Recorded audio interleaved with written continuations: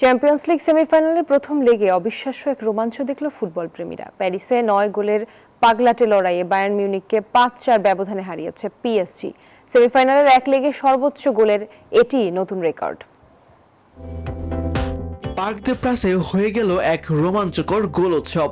Champions league সেমিফাইনালের প্রথম লেগে 9 গোলের থ্রিলারে শেষ হাসি হাসল পিএসজি। বায়ার্ন মিউনিখকে 5-4 ব্যবধানে হারিয়ে ফাইনালের পথে এক ধাপে এগিয়ে গেল লুই এনরিকের দল।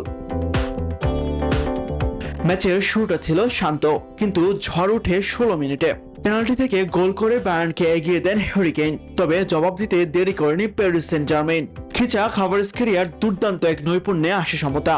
এরপর কর্নার থেকে জোয়াও নেভেসের হেডে লিড নেয় স্বাগতিকরা। বিরতির আগে আবারও নাটক। মাইকেল ওলিসের বাঁকানো শটে সমতায় ফেরে বায়ার্ন মিউনিখ, কিন্তু যোগ করার সময় হ্যান্ডবলে পেনাল্টি পায় পিএসজি। গোল করে আবারও এগিয়ে দেন ওসমান ডেম্বেলে। যুক্তরাষ্ট্রের এক নম্বর জিম চেইন গোল্ড জিম এখন আবারও বাংলাদেশে। বসুন্ধরা আবাসিক এলাকা ও বসুন্ধরা সিটি শপিং মলে।